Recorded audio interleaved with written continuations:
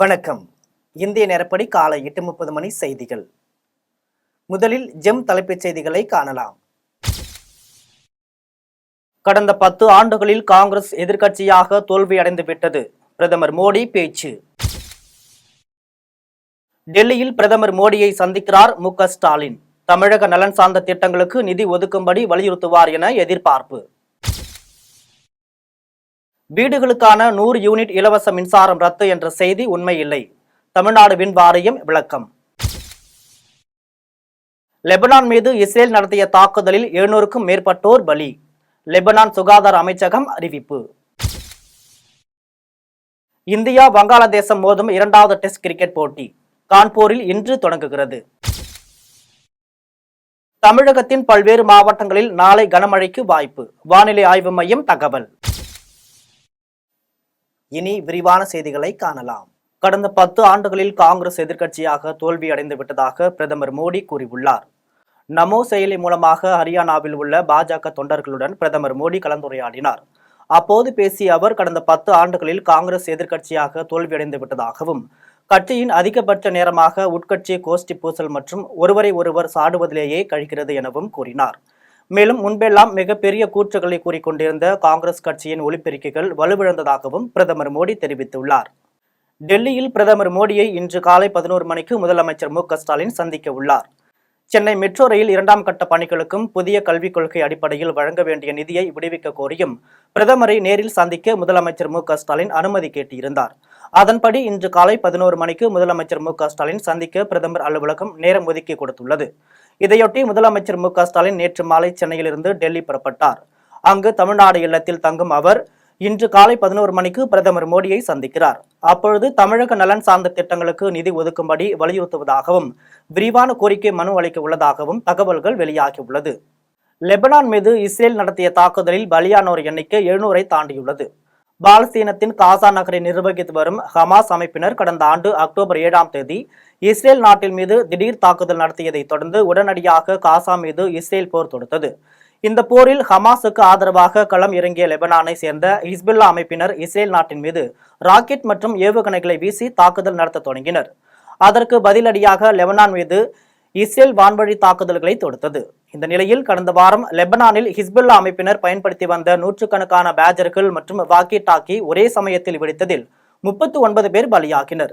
இந்த கொடூர தாக்குதல்களை இஸ்ரேல் நடத்தியதாக கூறிய ஹிஸ்புல்லா அமைப்பினர் அதற்கு பதிலடியாக இஸ்ரேல் மீது சரமாரியாக ராக்கெட் குண்டுகளை வீசி தாக்கினர். இதனால் கோபமடைந்த இஸ்ரேல் கடந்த 4 நாட்களாக லெபனான் மீது பயங்கரமான முறையில் வான்வழி தாக்குதலை தொடுத்து வருகிறது. இதில் நேற்று முன்தினம் நடத்தப்பட்ட தாக்குதலில் 81 பேர் பலியானதாகவும், இதனால் மொத்த பலி எண்ணிக்கை 600ஐ தாண்டியதாகவும் லெபனான் சுகாதார அமைச்சகம் தெரிவித்திருந்தது. இந்தியா வங்காளதேசம் மோதும் 2வது டெஸ்ட் கிரிக்கெட் போட்டி கான்பூரில் இன்று தொடங்குகிறது. வங்காளதேசத்தின் கிரிக்கெட் அணி இந்தியாவில் சுற்றுப்பயணம் மேற்கொண்டு 2 போட்டிகள் கொண்ட டெஸ்ட் தொடரில் பங்கேற்றுள்ளது. இதில் சென்னையில் நடந்த 1வது டெஸ்டில் இந்தியா 280 ரன்கள் வித்தியாசத்தில் வெற்றி பெற்று தொடரில் 1-0 என்ற கணக்கில் முன்னிலை வகிக்கிறது. இந்த நிலையில் இந்தியா வங்காளதேசம் இடையிலான 2வது டெஸ்ட் போட்டி உத்தரப்பிரதேச மாநிலம் கான்பூரில் உள்ள கிரீன் பார்க் ஸ்டேடியத்தில் இன்று காலை 9:30 மணிக்கு தொடங்குகிறது. இதையொட்டி இவ்விரு அணி வீரர்களும் தீவிர பயிற்சியில் ஈடுபட்டனர். உள்நாட்டில் பலம் வாய்ந்த அணியாக திகழும் இந்தியா இந்த டெஸ்டிலும் ஆதிக்கம் செலுத்தும் என்று எதிர்பார்க்கப்படுகிறது. கும்பகோணம் அருகே ஆடுதுறையில் உள்ள மறைந்த முன்னாள் அமைச்சர் கோசி மணி இல்லத்தில் அவரது திருவுருவ படத்திற்கு இளைஞர் நலன் மற்றும் விளையாட்டு மேம்பாட்டுத்துறை அமைச்சர் உதயநிதி ஸ்டாலின், தமிழக பள்ளிக்கல்வித்துறை அமைச்சர் அன்பில் மகேஷ் பொய்யாமொழி, அரசு தலைமை கொறடா மற்றும் எம்பி, எம்எல்ஏக்கள் மலர் தூவி மரியாதை செலுத்தினர். தஞ்சாவூர் மாவட்டம் கும்பகோணத்தில் கலைஞர் கோட்டம் திறப்பு விழாவில் பங்கேற்று மயிலாடுதுறை மாவட்டத்தில் நடைபெற்ற பல்வேறு நிகழ்ச்சிகளில் கலந்து கொள்ள சென்ற தமிழக விளையாட்டு மேம்பாட்டுத்துறை மற்றும் இளைஞர் நலத்துறை அமைச்சர் உதயநிதி ஸ்டாலின் ஆடுதுறையில் உள்ள மறைந்த முன்னாள் அமைச்சர் கோசி மணி அவர்களின் இல்லத்திற்கு சென்று அவரது திருவுருவ படத்திற்கு மலர்கள் தூவி மரியாதை செலுத்தினார். இதில் தமிழக பள்ளி கல்வித்துறை அமைச்சர் அன்பில் மகேஷ் பொய்யாமொழி, அரசு தலைமை கொறடா கோவி செழியன், எம்பிக்கள் கல்யாண சுந்தரம், முன்னாள் எம்பி ராமலிங்கம், எம்எல்ஏ சாக்கோட்டை அன்பழகன் உள்ளிட்ட பலர் கலந்து கொண்டனர். வருகை தந்த அமைச்சர் உதயநிதி ஸ்டாலினை மறைந்த முன்னாள் அமைச்சர் கோசி மணி அவர்களின் மகன் கோசி இளங்கோவன் பொன்னாடை அணிவித்து புத்தகம் வழங்கி வரவேற்றார். விவசாயிகளுக்கு மானிய விலையில் பல்வேறு விவசாய கருவிகள் வழங்கப்படுகிறது என வேளாண் துறை அமைச்சர் எம்.ஆர்.கே. பன்னீர்செல்வம் கோவையில் தெரிவித்துள்ளார். கோவையில் தமிழ்நாடு வேளாண்மை பல்கலைக்கழகத்தில் நடைபெற்ற உழவர் தின விழா கண்காட்சியில் சிறப்பு விருந்தினராக பங்கேற்ற வேளாண் துறை அமைச்சர் MRK பன்னீர்செல்வம் கண்காட்சியை துவக்கி வைத்து பார்வையிட்டார்.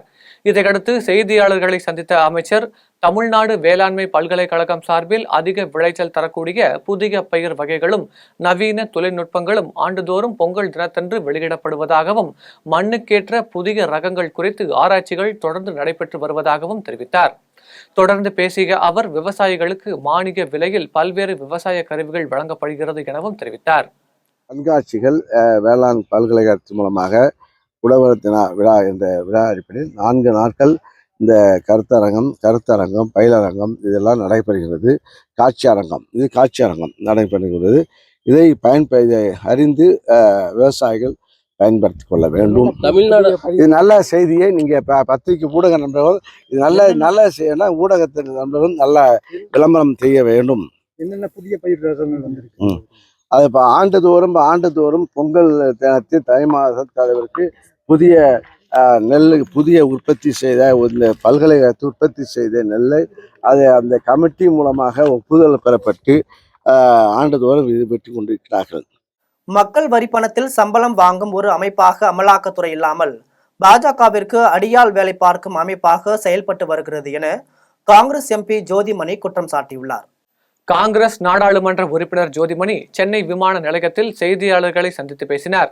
அப்போது செந்தில் பாலாஜி ஜாமீன் குறித்து பேசிய அவர், செந்தில் பாலாஜி ஒரு திறமையான அமைச்சர் என்றும் மீண்டும் அவர் அமைச்சர் ஆவது மக்களுக்கு நல்லது என கூறினார். மேலும் மக்கள் வரிப்பணத்தில் சம்பளம் வாங்கும் ஒரு அமைப்பாக அமலாக்கத்துறை இல்லாமல் பாஜகவிற்கு அடிகால் வேலை பார்க்கும் அமைப்பாக செயல்பட்டு வருகிறது என்று கூறினார். மேலும் வருமான வரித்துறை மூலம் செந்தில் பாலாஜி மட்டுமல்லாமல் பல முதல்வர்களும் எதிர்க்கட்சி தலைவர்களும் குறிவைக்கப்படுகிறார்கள் என தெரிவித்தார். அதே போல தொடர்ச்சியாக அமலாக்கத்துறை இந்தியா கூட்டணி கட்சியை சேர்ந்த எதிர்க்கட்சி தலைவர்களை குறிவைத்து ஒரு அராஜகமான முறையில் செயல்பட்டு கொண்டிருக்கிறது. செந்தில் பாலாஜி அவர்கள் மட்டுமல்ல, இதற்கு முன்பும் முதலமைச்சர்கள், எதிர்க்கட்சியின் தலைவர்கள் பலரும் இதே போல அராஜகத்துக்கு உட்படுத்தப்பட்டிருக்கிறார்கள். இன்று அவர்கள் அனைவருமே இன்று விடுதலை செய்யப்பட்டிருக்கிறார்கள். ஒவ்வொரு விடுதலையின் போதும் அமலாக்கத்துறைக்கு எதிரான கடுமையான விமர்சனங்களை உச்சநீதிமன்றம் வைத்திருக்கிறது. குறிப்பாக PMLA சட்டம், செந்தில் பாலாஜி அவர்கள் அந்த சட்டத்தின்கெல்லாம் கைது செய்யப்பட்டிருக்கிறார்கள். அந்த சட்டத்திற்கு எதிராக நீதிமன்றத்தில் வழக்குகள் தொடுக்கப்பட்டு அதை நீதிமன்றம் ஏற்றுக்கொண்டு அந்த வழக்கு இன்று உச்சநீதிமன்றத்தில் நிலுவையில் இருக்கிறது. மிக நிச்சயமாக அந்த சட்டம் உச்சநீதிமன்றத்தால் ஸ்ட்ரைக் டவுன் பண்ணப்படும் நான் நினைக்கிறேன். இந்தியா கூட்டணியை பொறுத்த வரைக்கும் தொடர்ச்சியாக அனைத்து தலைவர்களுமே கடுமையாக போராடி இருக்கிறார்கள். மாண்புமிகு முதலமைச்சர் அவர்கள் எத்தனையோ அழுத்தங்களுக்கு இடையிலும் ஒரு உறுதியான கொள்கை நிலைப்பாட்டோடு நின்றிருக்கிறார்கள். இந்தியா கூட்டணி கட்சியின் தலைவர்களும் அதற்கு உறுதுணையாக இருக்கிறார்கள். அனைவருக்கும் இந்த சமயத்தில் நான் நன்றி. இது சட்டத்திற்கு உட்பட்ட நாடு என்றும் அதன்படி செந்தில் பாலாஜி பிணையில் வெளியே வந்துள்ளார் எனவும் GK வாசன் தெரிவித்துள்ளார். கடலூரில் உறுப்பினர் சேர்க்கை தொடர்பாக தமிழ் மாநில காங்கிரஸ் கட்சி சார்பில் ஆலோசனை கூட்டம் நடைபெற்றது. இந்த கூட்டத்தில் கலந்து கொண்ட அக்கட்சியின் தலைவர் GK வாசன் செய்தியாளர்களை சந்தித்து பேசினார். அப்போது வாகன ஓட்டிகள் அனைவரும் விதிகளை கடைபிடிக்க வேண்டும் எனவும் கோவில், மசூதி போன்ற பகுதிகளில் போதைப் பொருள் புழக்கத்தை தடை செய்ய வேண்டும் எனவும் தெரிவித்தார்.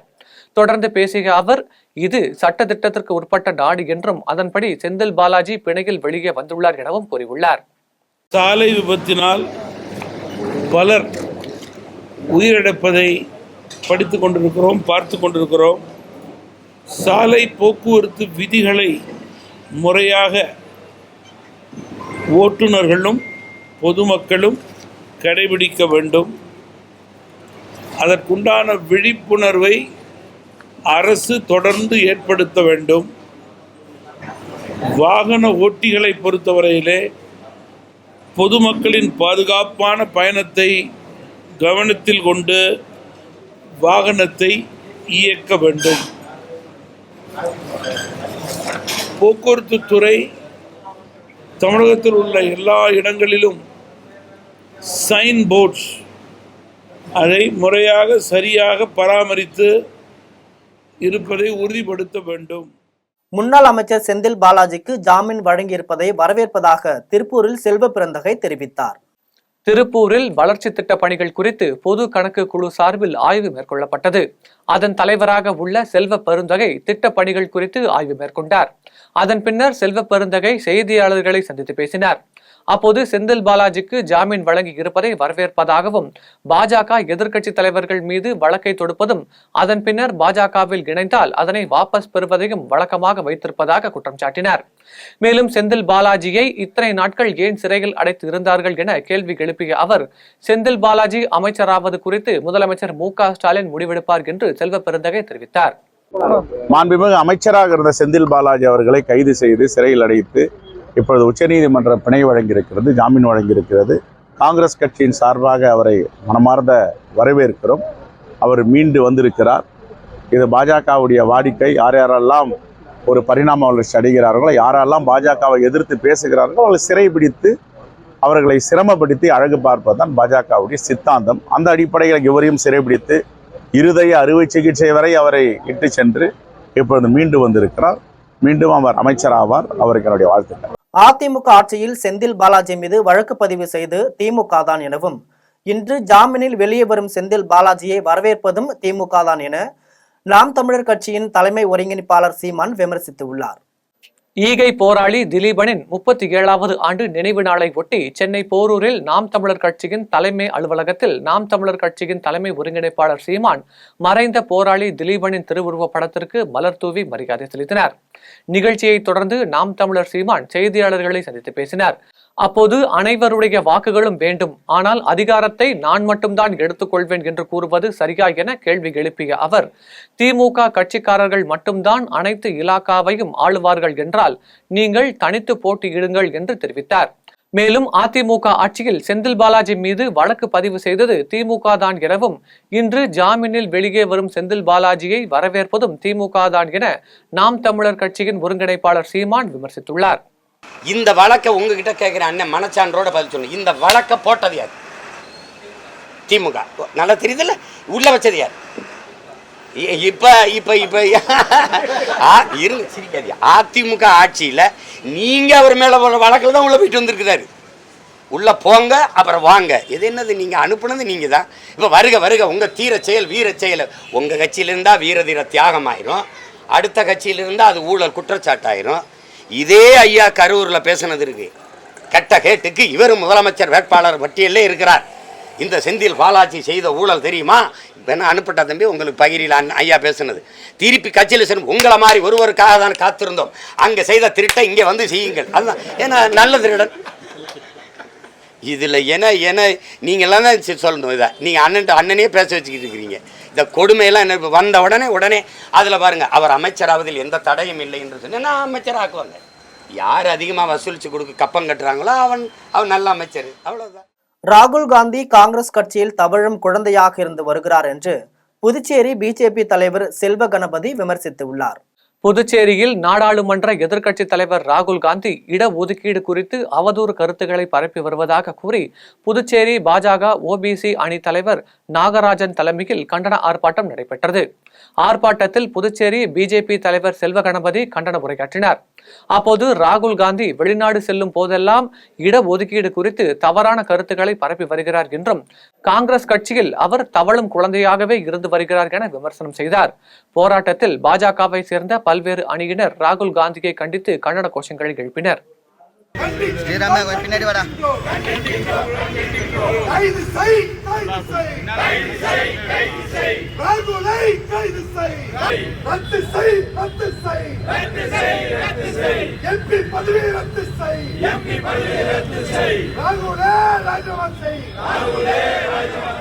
சாதி வாரி கணக்கெடுப்பை உடனே நடத்தி SC/ST இடஒதுக்கீட்டை 25% உயர்த்த வேண்டும் என்று அகில இந்திய ஜனநாயக மக்கள் கட்சியின் நிறுவனர் டாக்டர் ஐசக் ஐயா கோரிக்கை விடுத்துள்ளார்.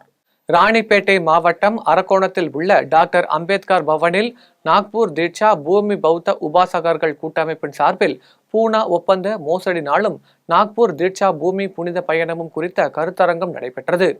ஒருங்கிணைப்பாளர் மோகன் தலைமையில் நடைபெற்ற கூட்டத்தில் சிறப்பு அழைப்பாளராக அகில இந்திய ஜனநாயக மக்கள் கட்சியின் நிறுவனர் டாக்டர் ஐசக் ஐயா கலந்து கொண்டு பேசினார். அப்போது சாதிவாரி கணக்கெடுப்பை உடனே நடத்தி SC/ST இடஒதுக்கீட்டை 25% உயர்த்த வேண்டும். நாக்பூர், புத்தகயா, லும்பினி சென்று வர பௌத்தர்களுக்கு ஆண்டுதோறும் ரூபாய் 10,000 வழங்க வேண்டும்.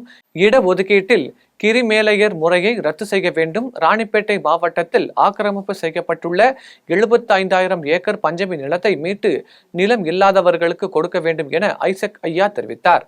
கூட்டத்தில் SC/ST கூட்டமைப்பின் யஷ்வந்த் ராவ், செந்தில்குமார், ஸ்ரீதரன், ஜபகுமார், சசி ஆண்ட்ரூஸ் உட்பட ஏராளமானோர் கலந்து கொண்டனர். காவிரியின் குறுக்கே ராசி மணல் அணை கட்ட வேண்டும் என்ற கோரிக்கை தீவிரம் அடைந்து வருகிறது என மன்னார்குடியில் PR பாண்டியன் தெரிவித்துள்ளார். திருவாரூர் மாவட்டம் மன்னார்குடியில் தமிழ்நாடு அனைத்து விவசாயிகள் சங்கங்களின் ஒருங்கிணைப்பு குழு தலைவர் PR பாண்டியன் மன்னார்குடியில் செய்தியாளர்களை சந்தித்தார். அப்போது காவிரியின் குறுக்கே ராசி மணல் அணை கட்ட வேண்டும் என்ற கோரிக்கை தீவிரமடைந்து வரும் நிலையில் தமிழகத்தில் உள்ள அனைத்து அரசியல் கட்சிகளும் ஒத்த கருத்தோடு அதனை நிறைவேற்றுவதற்கு முன்வந்துள்ளது என கூறினார். மேலும் நீர்ப்பாசனத்துறை அமைச்சர் துரைமுருகன் இந்த திட்டம் சாதகமான ஒன்று, இதனை உடனடியாக நிறைவேற்றுவதற்கு முதலமைச்சர் அமெரிக்கா சுற்றுப்பயணம் முடிந்த பிறகு உரிய நடவடிக்கை எடுப்பதாக உறுதியளித்திருந்தார். ஆனால் இதுவரை முதலமைச்சர் வாய் திறக்கவில்லை என்றும் பிரதமரை சந்திக்கும் பொழுது அணைக்கு அனுமதியை பெற வேண்டும் என கேட்டுக்கொண்டார். விவசாயிகள் என்ற பெயரில் ஆண்டுதோறும் தமிழ்நாட்டில் மட்டும் 5,000 கோடி ரூபாயை கார்ப்பரேட் நிறுவனங்கள் அபகரித்துக் கொள்வதற்கு வழிவகுக்கிறார். பாதிக்கப்படும் விவசாயிகளுக்கு உரிய இழப்பீட்டு அறுவடை ஆய்வறிக்கையில் கணக்கீடு செய்யாமல் தற்காலிக பணியாளர்கள் மூலம் அறுவடை ஆய்வறிக்கை மேற்கொண்டு காப்பீட்டு நிறுவனங்கள் தனது விருப்பத்திற்கு இழப்பீட்டை நிர்ணயம் செய்து மத்திய மாநில அரசுகள் கொடுக்கக்கூடிய வேளாண் காப்பீட்டுக்கான பிரீமிய தொகை முழுமையும் தவறான வகையில் அபகரிக்கிறார்கள். இதிலிருந்து மாற்றம் கொண்டு வர வேண்டும். 2023-24 ஆண்டு காவிரி டெல்டா மிகப்பெரிய வறட்சியால் மனசுழப்பை சந்தித்திருக்கிறார்கள். சென்ற ஆண்டு மேட்டூர் அணை ஆகஸ்ட் மாதமே மூடப்பட்டது. வடகிழக்கு பருவமழையும் குறைந்தது. இந்த நிலையில் இழப்பீட்டிற்கான ஆய்வு அறிக்கையை மாவட்ட ஆட்சியர்கள் தலைமையிலான பேரிடர் மேலாண்மை குழு மழையளவை கணக்கில் கொண்டு மறுஆய்வு செய்து உரிய இழப்பீடை வழங்குவதற்கு பிரதமரிடம் முதலமைச்சர் வலியுறுத்த வேண்டும். புதுச்சேரியில் பிரபல முன்னாள் ரவுடியை வெட்டி கொலை செய்த கும்பலை போலீசார் தேடி வருகின்றனர். புதுச்சேரி அடுத்த சாணாரப்பேட்டை பகுதியை சேர்ந்த பாபு என்பவர் பிரபல ரவுடியாக இருந்து வந்தார். இவர் மீது பல்வேறு வழக்குகள் இருந்த நிலையில் தற்சமயம் ரவுடி தொழிலை விட்டுவிட்டு புதுச்சேரி மேட்டுப்பாளையம் தொழிற்பேட்டையில் உள்ள கம்பெனிகளுக்கு தேநீர் கான்ட்ராக்ட் எடுத்து டீ சப்ளை செய்து வந்தார். இந்த நிலையில் அதிகாலை மேட்டுப்பாளையம் பகுதியில் உள்ள தொழிற்சாலைகளுக்கு தனது இருசக்கர வாகனத்தில் சென்றபோது அவரை பின்தொடர்ந்து வந்த 5 பேர் கொண்ட கும்பல் அவரை தாக்கியதாக கூறப்படுகிறது. மேலும் கூர்மையான ஆயுதங்களால் அவரை சரமாரியாக வெட்டியதில் தலை சிதைந்து அவர் சம்பவ இடத்திலேயே உயிரிழந்தார். இது குறித்து சம்பவ இடத்திற்கு வந்த மேட்டுப்பாளையம் போலீசார் பாபுவின் உடலை கைப்பற்றி விசாரணை மேற்கொண்டனர். முதற்கட்ட விசாரணையில் சாணராப்பேட்டை பகுதியை சேர்ந்த ரவுடி ரங்கராஜ் என்பவருக்கும் பாபுவுக்கும் இடையே ஏற்பட்ட முன் விரோதம் காரணமாக ரங்கராஜ் தனது கூட்டாளிகளுடன் பாபுவை வெட்டி கொலை செய்திருப்பது தெரிய வந்தது. இதில் சம்பந்தப்பட்ட 5 பேர் கொண்ட கும்பலை தனிப்படை போலீசார் தேடி வருகின்றனர். திருப்போரூர் அருகே மது போதையில் காவலாளியை கட்டையால் தாக்கி கொலை செய்த நபரை போலீசார் தீவிரமாக தேடி வருகின்றனர். செங்கல்பட்டு மாவட்டம் திருப்போரூர் அருகே உள்ள காலவாக்கம் பகுதியில் தனியாருக்கு சொந்தமான பர்னிச்சர் கடையில் பெரம்பலூர் மாவட்டத்தை சேர்ந்த ராமர் என்பவர் காவலாளியாக வேலை செய்து வருகிறார். இந்த நிலையில் சென்னை வேளச்சேரியை சேர்ந்த அசோக் என்பவரும் ராமரும் 2வது தளத்தில் மது அருந்து கொண்டிருக்கும் போது இருவருக்கும் வாக்குவாதம் ஏற்பட்டதாக தெரிகிறது. இதில் ஆத்திரமடைந்த அசோக் ராமரை அங்கிருந்த கட்டையால் தலையில் அடித்து கொலை செய்துவிட்டு தப்பி ஓடியுள்ளார். தகவல் அறிந்து வந்த திருப்போரூர் போலீசார் உடலை கைப்பற்றி பிரேத பரிசோதனைக்காக செங்கல்பட்டு அரசு மருத்துவமனைக்கு அனுப்பி வைத்தனர். மேலும் இந்த கொலை தொடர்பாக விசாரணை மேற்கொண்டு வருகின்றனர். வயலில் மூதாட்டி எரித்து கொலை செய்யப்பட்ட சம்பவம் குறித்து சரவணம்பட்டி காவல்துறையினர் விசாரணை நடத்தி வருகின்றனர். கோவை சக்தி சாலையில் உள்ள அத்திப்பாளையம் பகுதியில் 70 வயதுடைய மூதாட்டி எரிந்த நிலையில் முள்வேலியில் அருகே தூக்கி வீசப்பட்டு கிடந்தார். இதனை அவ்வழியாக சென்றவர்கள் காவல் நிலையத்திற்கு அளித்த தகவலின் பேரில் சம்பவ இடத்திற்கு சென்ற சரவணம்பாடி காவல்துறையினர் மூதாட்டியின் உடலை மீட்டு மாமியார் மருமகன் சண்டை காரணமாக கொலை செய்யப்பட்டாரா அல்லது வேறு யாரேனும் கொலை செய்தார்களா என காவல்துறையினர் விசாரணை நடத்தி வருகின்றனர். ஓமலூர் தடை விதிக்கப்பட்ட நேரத்தில் நகருக்குள் வந்த கண்டெய்னர் லாரியால் ஏற்பட்ட விபத்தில் 7 வயது சிறுமி உயிரிழந்துள்ளார். சேலம் மாவட்டம் ஓமலூர் அருகே உள்ள கட்டிக்காரனூர் பகுதியில் வசித்து வரும் கார்த்திக் ராஜேஸ்வரி தம்பதியினருக்கு 3 மகள்கள் உள்ளனர். இந்த நிலையில் ஓமலூரில் உள்ள பள்ளிகளில் படிக்கும் 3 மகள்களையும் தனது இருசக்கர வாகனத்தில் ராஜேஸ்வரி அழைத்துச் சென்றார். அப்போது ஓமலூர் பேருந்து நிலையத்தின் சிக்னல் அருகே சென்றபோது பின்னால் வந்த கண்டெய்னர் லாரி அதிவேகமாக மோதி விபத்துக்குள்ளானது. இதில் 2ஆம் வகுப்பு படிக்கும் இளைய மகள் அனு மீது லாரியின் பின் சக்கரம் ஏறியதில் சம்பவ இடத்திலேயே உயிரிழந்தார். மேலும் மற்றொரு குழந்தைக்கு எலும்பு முறிவும் ராஜேஸ்வரிக்கு லேசான காயம் ஏற்பட்டது.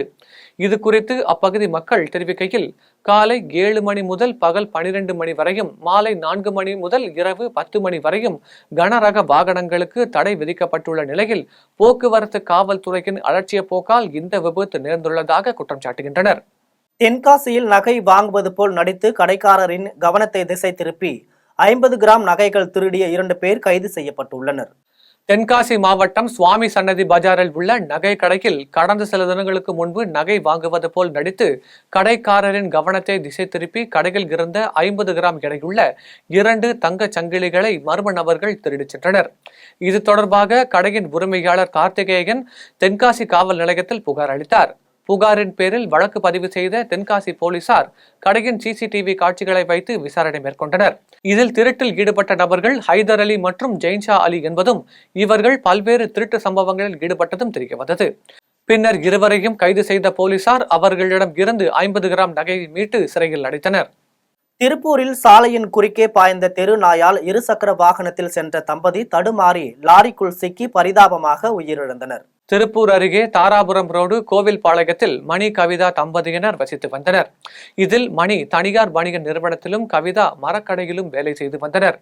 இந்த நிலையில் வழக்கம் போல் இருசக்கர வாகனத்தில் வேலைக்கு சென்ற இவர்கள் வெள்ளிக்காளிப்பாளையம் அருகே சென்றபோது திடீரென தெருநாய் ஒன்று குறுக்கே பாய்ந்ததில் வாகனத்தின் கட்டுப்பாட்டை இழந்து இருவரும் கீழே விழுந்தனர். அப்போது பின்னால் வந்த டிப்பர் லாரி தம்பதியின் இடுப்பு பகுதியில் ஏறியதில் படுகாயமடைந்தனர். இதையடுத்து இவர்கள் திருப்பூர் அரசு மருத்துவமனையில் அனுமதிக்கப்பட்ட நிலையில் இருவரும் பரிதாபமாக உயிரிழந்தனர். இந்த சம்பவம் அப்பகுதியில் சோகத்தை ஏற்படுத்தியுள்ளது. கணவன் மனைவிக்கிடையே கருத்து வேறுபாடு காரணமாக 2 ஆண்டுகளாக பிரிந்து வாழும் மனைவி மற்றும் பிள்ளைகளை பார்க்க சென்ற கணவர் மற்றும் மாமியாரை விரட்டியடித்த சம்பவம் குறித்து குடியாத்தம் காவல்துறையினர் விசாரணை நடத்தி வருகின்றனர். வேலூர் மாவட்டம் குடியாத்தம் அடுத்த தட்டப்பாறை கிராமத்தை சேர்ந்த உதயகுமார் அதே பகுதியில் மளிகை கடை நடத்தி வருகிறார். இவருக்கும் குடியாத்தம் அடுத்த கல்லூர் குறிச்சி நகர் பகுதியை சேர்ந்த மகாலட்சுமி என்பவருக்கும் கடந்த 5 ஆண்டுகளுக்கு முன்பு திருமணமாகி ஹரிபிரசாத், மேகலா ஆகிய 2 பிள்ளைகள் உள்ளனர். இந்த நிலையில் குடும்பத்தில் கணவன் மனைவிக்கு இடையே ஏற்பட்ட கருத்து வேறுபாடு காரணமாக கடந்த 2 ஆண்டுகளாக கணவரை விட்டு பிரிந்து சென்ற மகாலட்சுமி 2 பிள்ளைகளுடன் பெற்றோர் வீட்டில் வசித்து வருகிறார். இந்த நிலையில் உதயகுமாரும் அவருடைய தாயார் கோவிந்தம்மாளும் குழந்தைகளை பார்க்க சென்ற போது மனைவி மகாலட்சுமியும் அவரது குடும்பத்தினரும் குழந்தைகளை பார்க்க விடாமல் ஆபாசமாக பேசி விரட்டி அடித்ததாக கூறப்படுகிறது. இதில் மனமுடைந்த உதயகுமாரும் அவரது தாய் கோவிந்தம்மாளும் மண்ணெண்ணெயை உடல் மீது ஊற்றிக்கொண்டு தீக்குளிக்க முயன்றனர். அப்போது அருகில் இருந்த பொதுமக்கள் அவர்களை தடுத்து நிறுத்தி காவல் நிலையத்திற்கு தகவல் அளித்தனர். தகவலின் பேரில் விரைந்து வந்த குடியாத்தம் காவல்துறையினர் உதயகுமாரையும் அவருடைய தாயார் கோவிந்தம்மாளையும் காவல் நிலையம் அழைத்துச் சென்று விசாரணை மேற்கொண்டு வருகின்றனர். பெத்த பிள்ளைகளையும் பேர பிள்ளைகளையும் பார்க்க சென்ற தந்தையையும் பாட்டியையும் பார்க்க விடாமல் அவதூறாக பேசி விரட்டி அடித்ததால் தீக்குளிக்க முயற்சி செய்த சம்பவம் குடியாத்தம் பகுதியில் பரபரப்பை ஏற்படுத்தியுள்ளது. நாற்றம்பள்ளி அருகே வரி செலுத்தாமல் இயங்கி வந்த 5 சுற்றுலா பேருந்துகளுக்கு 1,88,600 ரூபாய் அபராதம் விதிக்கப்பட்டது. திருப்பத்தூர் மாவட்டம் நாற்றம்பள்ளி அடுத்த நெகுந்தி சுங்கசாவடியில் வட்டார போக்குவரத்து அலுவலர் ராமகிருஷ்ணன் தலைமையிலான அதிகாரிகள் வாகன தணிக்கையில் ஈடுபட்டனர். அப்போது அகில இந்திய சுற்றுலா பெர்மிட் தொடர்பாக வரி செலுத்தாமல் இயக்கப்பட்ட 5 பேருந்துகளுக்கு வரியாக 1,38,600 ரூபாயும் அபராதமாக 50,000 விதிக்கப்பட்டது. மேலும் சுற்றுலா பேருந்துகள் வரி செலுத்தாமல் இயக்கப்பட்டால் கடும் நடவடிக்கை எடுக்கப்படும் என வட்டார போக்குவரத்து அலுவலர் ராமகிருஷ்ணன் எச்சரிக்கை விடுத்துள்ளார். பேரணாம்பட்டு வட்டத்தில் உங்களை தேடி உங்கள் ஊரில் திட்டத்தின் கீழ் மாவட்டத்தின் பல்வேறு பகுதிகளில் மாவட்ட ஆட்சியர் சுப்புலட்சுமி ஆய்வு மேற்கொண்டார். வேலூர் மாவட்டம் பேரணாம்பட்டு வட்டத்தில் உங்களை தேடி உங்கள் ஊரில் திட்ட முகாம் மாவட்ட ஆட்சித்தலைவர் சுப்புலட்சுமி தலைமையில் நடைபெற்றது. இதில் பேரணாம்பட்டு நகராட்சியில் உள்ள ஆதி திராவிடர் நல நடுநிலைப் பள்ளியில் மாணவ மாணவிகளுக்கு வழங்கப்படும் முதலமைச்சரின் காலை உணவு திட்டத்தை ஆய்வு செய்தார். மேலும் சின்ன பஜார் தெருவில் மேற்கொள்ளப்பட்டு வரும் கால்வாய்கள் தூர்வாரும் பணியை பார்வையிட்டார். இதேபோன்று பருவமழை முன்னெச்சரிக்கை நடவடிக்கைகள், குப்பைகளில் இருந்து உரம் தயாரிக்கும் மையத்தையும் பார்வையிட்டு ஆய்வு செய்தார். பின்னர் ஓங்குப்பம் பகுதியில் உள்ள குடியிருப்பு பகுதிகளில் குடிநீர் முறையாக வழங்கப்படுகிறதா என்பதை கேட்டறிந்த அவர் அப்பகுதிக்கு தேவையான குடிநீர் மற்றும் கழிவுநீர் கால்வாய் போன்ற அடிப்படை வசதிகளை குறித்து நடவடிக்கைகள் மேற்கொள்ளும்படி உத்தரவிட்டார். இந்த ஆய்வின் போது குடியாத்தம் வருவாய் கோட்டாட்சியர் சுப்புலட்சுமி, பேரணாம்பட்டு நகரமன்ற தலைவர் பிரேமா, பேரணாம்பட்டு வட்டாட்சியர் விநாயகமூர்த்தி, நகராட்சி ஆணையர் வேலவன் உட்பட பலர் உடனிருந்தனர். கரூரில் சைகை மொழி வார்த்தை முன்னிட்டு நடைபெற்ற விழிப்புணர்வு பேரணியை மாவட்ட ஆட்சியர் தங்கவேல் கொடியசைத்து துவக்கி வைத்தார். செப்டம்பர் 23 முதல் 29ஆம் தேதி வரை காது கேளாதோர் மற்றும் சைகை மொழி தெரிவிப்போருக்கான விழிப்புணர்வு பேரணி நடத்தப்பட்டு வருகிறது. அதன் தொடர்ச்சியாக கரூர் மாவட்ட ஆட்சியர் அலுவலக வளாகத்தில் மாற்றுத்திறனாளிகள் நலத்துறை சார்பில் காது கேளாதோர் மற்றும் சைகை மொழி வார்த்தை முன்னிட்டு கரூர் அரசு கலை அறிவியல் கல்லூரி மாணவ மாணவியர், நாட்டு நல பணித்திட்ட மாணவர்கள் பங்கேற்ற விழிப்புணர்வு பேரணியை மாவட்ட ஆட்சியர் தங்கவேல் கொடியசைத்து துவக்கி வைத்தார். பேரணியில் மாவட்ட மாற்றுத்திறனாளிகள் நல அலுவலர் மோகன்ராஜ் மற்றும் அரசு துறை அதிகாரிகள், கல்லூரி மாணவ மாணவியர் என 200க்கும் மேற்பட்டோர் கலந்து கொண்டு விழிப்புணர்வு பதாகைகளை கையில் ஏந்தியபடி சென்று வாய்ப்பேச இயலாத மாற்றுத்திறனாளிகள் கை சைகைகள் மூலம் தங்கள் வாழ்வியல் தேடலுக்கான வழிமுறைகளை அமைத்துக் கொள்ளும் முறை குறித்து பொதுமக்களிடையே விழிப்புணர்வு ஏற்படுத்தினர். கோவையில் பெண்களை சுய தொழில் முனைவோர்களாக மாற்றும் விழிப்புணர்வு கருத்தரங்கம் நடைபெற்றது. இந்திய அனைத்து ஆடைகள் நல அமைப்பு சார்பாக கோவையில் மீண்டும் மஞ்சப்பை திட்டம் நடைமுறைப்படுத்தப்பட்டு வருகிறது. இதில் பெண்களை சுய தொழில் முனைவோர்களாக மாற்றி அவர்களுக்கு வாழ்வியல் முன்னேற்றங்களை உருவாக்கும் விதமாக கட்டிடம் மற்றும் அமைப்பு சாரா தொழிற்சங்கங்களின் கூட்டமைப்பு நெகிழி இல்லா கோவை என செயல்பட்டு வருகிறது. இதில் பெண்கள் தாங்கள் தயாரித்த துணிப்பைகளை சந்தைப்படுத்துவது குறித்து விழிப்புணர்வு கருத்தரங்கம் நடைபெற்றது. இதில் பேசிய செயல் தலைவர் முகமது ரஃபீக், பெண்கள் தங்களது திறன்களை வளர்த்துக் கொள்ளும் திட்டமாக மீண்டும் மஞ்சப்பை திட்டம் உள்ளது என கூறினார். இந்த கூட்டத்தில் சுய தொழில் துவங்குவது தொடர்பாக வங்கிக் கடன் பெறுவது, அது தொடர்பான ஆவணங்களை எவ்வாறு பெறுவது உள்ளிட்ட அனைத்து தகவல்களும் வழங்கப்பட்டது. இதே துணிப்பை ரொம்ப குறைந்த விலையை கொடுக்குறோம். இப்போ ஒரு பை 30 ரூபா வருதுன்னா அது ஒரு கிலோவுக்கு மட்டும் பார்த்தீங்கன்னா 600-700 வந்துடும். அந்த மதிப்பு இருக்கக்கூடிய பையை நாங்கள் 155 ரூபாய்க்கு கொடுக்குறோம். அப்போ ஒரு 30 பை ஒரு கிலோவுக்கு 5 ரூபா தான் ஒரு பையுடைய விலை வரும் உங்களுக்கு. அப்போ அந்த மாதிரி விலை குறைவாக பையை கொடுப்பது மட்டும் இல்லாமல் கடைகளில் விழுகக்கூடிய அந்த பிளாஸ்டிக் குப்பைக்கு போயிட்டு இருக்குது. அப்போ அவங்க என்ன சொன்னாங்களோ அவங்களுக்கு ஒரு பேக்கை கொடுத்து அந்த பிளாஸ்டிக்கை பூரா அவங்க சேகரித்து வச்சாங்கன்னா அதுக்கு ஒரு விலையை போட்டு கொடுத்து அதுக்கு இந்த பையை ஃப்ரீயாக கொடுத்துறோம். அதுக்கான ஒரு விலைக்கான பையை ஃப்ரீயாக கொடுத்துறோம். அப்போ அந்த பிளாஸ்டிக் குப்பையை சேகரிக்கிறோம், பையை கொண்டு போய் சேர்த்துறோம். இதில் அவங்க வரி கட்டக்கூடிய சிஎஸ்ஆர் மூலமாகவோ ஏடிஜி மூலமாகவோ எங்களுக்கு ஏதாச்சும் ஃபண்டு கொடுத்தாங்கன்னா அதுக்கான சர்டிஃபிகேட்டையும் கொடுத்து அது மூலம் இந்த பையை தயார் பண்ணி ஃப்ரீயாக அவங்களுக்கு கொடுத்துட்றோம். அப்போ அது மூலமாக எங்களுடைய விஷயம் என்ன கேட்டிங்கன்னா, இந்த பையுடைய விஷயம் ஈஸியாக மக்களை போய் சென்றடைஞ்சிடும். இது மூலமாக மட்டும் இந்த நெகிழியில மாவட்டத்தை உருவாக்கி நம்பிக்கை இருக்குது. அதுக்கான சமூக இணைஞ்சு நிறைய பணிகள் எஃபெக்ட் போட்டுருக்கிறோம். கவர்மெண்ட்டு கூட இணைஞ்சு அதுக்கான வேலைகளை இன்னும் சிறப்பிக்கணுங்கிற ஒரு செயல் திட்டத்தோடு செயல்பட்டு இருக்கோம். தமிழக கேரள எல்லையில் உள்ள பாண்டிக்குழி வனத்துக்குள் அத்துமீறி நுழைந்த தர்ணாவில் ஈடுபட்டவர்களை வனத்துறையினர் வெளியேற்றினர். தேனி மாவட்டம் தமிழக கேரள எல்லையில் உள்ள பாண்டிக்குழி பகுதி 1990ஆம் ஆண்டு வனத்துறையாக அறிவிக்கப்பட்டு வனத்துறை கட்டுப்பாட்டுக்குள் வந்தது. இது குறித்து பாண்டிக்குழி பகுதியில் விவசாயம் செய்து வந்தவர்கள் வழக்கு தொடர்ந்த நிலையில் இதுநாள் வரை வழக்கு நடைபெற்று வருகிறது. இதனால் கூடலூர் மற்றும் அதன் சுற்றுவட்டார பகுதியை சேர்ந்த ஜெகன், அக்பர், நல்லூர், தங்கமலை உள்ளிட்டோர் கேரளாவில் 2வது மைல் பகுதியில் இருந்து தமிழக வனத்திற்குள் நுழையும் பாதையில் தரையில் அமர்ந்து தர்ணா போராட்டத்தில் ஈடுபட்டனர். மேலும் 15க்கும் மேற்பட்டவர்கள் பாண்டிக்குழி வனப்பகுதிக்குள் நுழைந்து வெளியேறாமல் இருப்பதாக கூறப்படுகிறது. இந்நிலையில் கம்பம் மேற்கு வனத்துறையினர் அளித்த புகாரின் பேரில் அவர்களிடம் பேச்சுவார்த்தை நடைபெற்றது. இதில் உரிய ஆவணம் ஏதும் இல்லாததால் வனத்துறைக்குள் அத்துமீறி உள்ளே வரக்கூடாது என்றும் மீறி வருபவர்கள் மீது வழக்கு பதியப்படும் என கூறி எச்சரிக்கை விடுத்து அனுப்பி வைத்தனர். இதனால் தமிழக கேரள எல்லை பகுதியில் பரபரப்பு ஏற்பட்டது. அரக்கோணம் நகர்மன்ற கூட்டத்தில் திமுக மற்றும் அதிமுக கவுன்சிலர்களிடையே ஏற்பட்ட வாக்குவாதத்தால் அதிமுக கவுன்சிலர்கள் வெளிநடப்பு செய்தனர். ராணிப்பேட்டை மாவட்டம் அரக்கோணம் நகர்மன்ற சாதாரண கூட்டம் நகரமன்ற தலைவர் லட்சுமி பாரி தலைமையில் நடைபெற்றது. கூட்டத்தில் திமுக கவுன்சிலர்கள் குழு தலைவர் துரை சீனிவாசன் கடந்த 2 ஆண்டுகளாக தனது பகுதியில் சாலை வசதி, ஒரு சிறு பாலம், 8 குடிநீர் சின்டெக்ஸ் தொட்டிகள் வேண்டும் என தொடர்ந்து கோரிக்கை வைப்பதாக தெரிவித்தார். அப்போது அதிமுக கவுன்சிலர் பாபு பேச முற்பட்டதால் கூட்டத்தில் சலசலப்பு ஏற்பட்டதை தொடர்ந்து திமுக கவுன்சிலர்கள் மற்றும் அதிமுக கவுன்சிலர்கள் இடையே கடும் வாக்குவாதம் ஏற்பட்டது. அதிமுக கவுன்சிலரை பேச விடாமல் திமுக கவுன்சிலர்கள் வாக்குவாதத்தில் ஈடுபட்டதால் அதிமுக கவுன்சிலர்கள் அனைவரும் வெளிநடப்பு செய்தனர். இதனால் கூட்டத்தில் சிறிது நேரம் பரபரப்பு ஏற்பட்டது. பாஜக பொறுப்பாளர் எச் ராஜா மீது காவல்துறை நடவடிக்கை எடுக்க கோரி கொளத்தூர் தொகுதி 3வது சர்க்கிள் காங்கிரஸ் கமிட்டி சார்பில் புகார் அளிக்கப்பட்டது.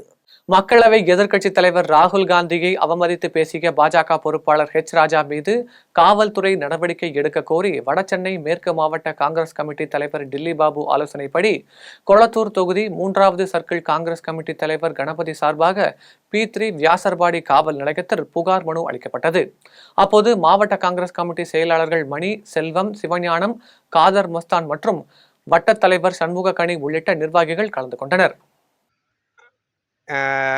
இது போன்ற விதமாக பேசி மக்களிடையே கருத்து வேறுபாடுகளையும் கலவரத்தையும் தூண்டும் வகையில் பல கருத்துக்களை பேசி வருகிறார்கள். கடந்த 10 ஆண்டுகளாக பாஜக ஒன்றிய அரசு பதவி ஏற்றதிலிருந்து இதுவரை பணநாயகம் மட்டுமே நடந்து கொண்டிருக்கிறது, ஜனநாயகம் செத்து கொண்டிருக்கிறது. இதை காக்கும் வகையில்தான் எங்கள் தலைவர், அருமை தலைவர் ராகுல் காந்தி அவர்கள் எதிர்க்கட்சி தலைவராக இருந்து இவர்களுக்கு தக்க பதிலடி கொடுத்து வருகிறார். இதை தாங்க முடியாமல் தான் இது போன்ற எந்த ஒரு பிரயோஜனமும் இல்லாத தலைவர்கள் இந்த மாதிரியான பேச்சுகளை பேசி வெட்டுவேன், குத்துவேன், இதெல்லாம் நாகரிகமான அரசியல் கிடையாது. நாகரிகமான அரசியல் என்பது அனைவரையும் மதித்து ஒன்றிணைந்து பேசுவது தான் நாகரிகமான அரசியல். பாஜக ஒன்றிய அரசு என்று பதவி ஏற்றதோ அன்றிலிருந்து நாகரிக அரசியலும் மறைந்துவிட்டது, ஜனநாயகமும் மறைந்துவிட்டது. தற்போது எல்லாமே பணநாயகம்தான். விருதுநகரில் அரசு மருத்துவமனையில் சேதமடைந்த கட்டிடங்களை சீரமைக்க கோரி இந்திய கம்யூனிஸ்ட் கட்சி சார்பில் கண்டன ஆர்ப்பாட்டம் நடைபெற்றது. விருதுநகர் மாவட்டம் ஸ்ரீவல்லிபுத்தூர் அருகே உள்ள வத்ரார்பு அரசு மருத்துவமனையில் ஆபத்தான நிலையில் உள்ள சேதமடைந்த கட்டிடங்களை இடித்து அகற்றிவிட்டு புதிய கட்டடங்கள் கட்ட வேண்டும் எனவும், மகப்பேறு, பொது சிகிச்சை உள்ளிட்ட பிரிவுகளுக்கு தனித்தனி வார்டுகள் கட்ட வேண்டும், மருத்துவமனையில் தேங்கியுள்ள குப்பைகள் மற்றும் புதர்களை அப்புறப்படுத்தி வளாகத்தை தூய்மைப்படுத்த வேண்டும் உள்ளிட்ட கோரிக்கைகளை வலியுறுத்தி கோஷங்கள் எழுப்பப்பட்டது. முன்னாள் சட்டமன்ற உறுப்பினர் ராமசாமி தலைமையில் நடைபெற்ற இந்த ஆர்ப்பாட்டத்தில் முன்னாள் எம்பிக்கள் லிங்கம், அழகிரிசாமி, முன்னாள் எம்எல்ஏ பொன்னு பாண்டியன் ஆகியோர் கோரிக்கைகளை விளக்கி பேசினர். இதில் வத்ரார்பு தாலுகா செயலாளர் கோவிந்தன், துணை செயலாளர் மகாலிங்கம் உட்பட நிர்வாகிகள் மற்றும் பொதுமக்கள் கலந்து கொண்டனர். திருத்தணி முருகன் கோவிலில் தீ தடுப்பு ஒத்திகை மற்றும் முதல் உதவி குறித்தான விழிப்புணர்வு நிகழ்ச்சி நடைபெற்றது. திருவள்ளூர் மாவட்டம் திருத்தணி முருகன் கோவிலில் தீ விபத்தை கையாள்வது குறித்து தீ தடுப்பு ஒத்திகை நிகழ்ச்சி நடைபெற்றது. இதில் மலைக்கோவிலில் தீ விபத்து எவ்வாறு ஏற்படுகிறது, அதை எவ்வாறு அணைப்பது என்றும், கூட்ட நெரிசலில் பக்தர்கள் காயமடைந்தால் அவர்களை எவ்வாறு மீட்டு முதலுதவி அளிப்பது உள்ளிட்ட செயல்முறை விளக்கங்கள் அளிக்கப்பட்டது. முருகன் கோவிலில் 100க்கும் மேற்பட்ட ஊழியர்கள் பணியாற்றும் நிலையில் ஒத்திகை நிகழ்ச்சியில் 17 பேர் மட்டுமே பங்கேற்றனர். கோவில் நிர்வாகம் சார்பில் ஆண்டுக்கு 4 முறை நடைபெறும் இந்த ஒத்திகை குறித்து முறையான தகவல் தெரிவிக்கப்படவில்லை என கூறப்படுகிறது. இதனால் வரும் காலங்களில் நடைபெறும் தீ தடுப்பு ஒத்திகை நிகழ்ச்சியில் அனைத்து ஊழியர்களும் பங்கேற்க கோவில் ஆணையர் ரமணி நடவடிக்கை எடுக்க வேண்டும் என தீயணைப்புத்துறை நிலைய அலுவலர் அரசு கேட்டுக்கொண்டுள்ளார். மீண்டும் ஜெம் தலைப்புச் செய்திகள். கடந்த 10 ஆண்டுகளில் காங்கிரஸ் எதிர்க்கட்சியாக தோல்வியடைந்து விட்டது, பிரதமர் மோடி பேச்சு. டெல்லியில் பிரதமர் மோடியை சந்திக்கிறார் மு.க. ஸ்டாலின். தமிழக நலன் சார்ந்த திட்டங்களுக்கு நிதி ஒதுக்கும்படி வலியுறுத்துவார் என எதிர்பார்ப்பு. வீடுகளுக்கான 100 யூனிட் இலவச மின்சாரம் ரத்து என்ற செய்தி உண்மையில்லை, தமிழ்நாடு மின் வாரியம் விளக்கம். லெபனான் மீது இஸ்ரேல் நடத்திய தாக்குதலில் 700க்கும் மேற்பட்டோர் பலி, லெபனான் சுகாதார அமைச்சகம் அறிவிப்பு. இந்தியா வங்காளதேசம் மோதும் 2வது டெஸ்ட் கிரிக்கெட் போட்டி கான்பூரில் இன்று தொடங்குகிறது. தமிழகத்தின் பல்வேறு மாவட்டங்களில் நாளை கனமழைக்கு வாய்ப்பு, வானிலை ஆய்வு மையம் தகவல். இத்துடன் ஜெம் செய்திகள் நிறைவடைகின்றன. மீண்டும் ஜெம் செய்திகள் மதியம் 1:30 மணிக்கு. உடனுக்குடன் செய்திகளை காண GemLive.tv என்ற இணையதளத்தில் இணைந்திருங்கள். நன்றி, வணக்கம்.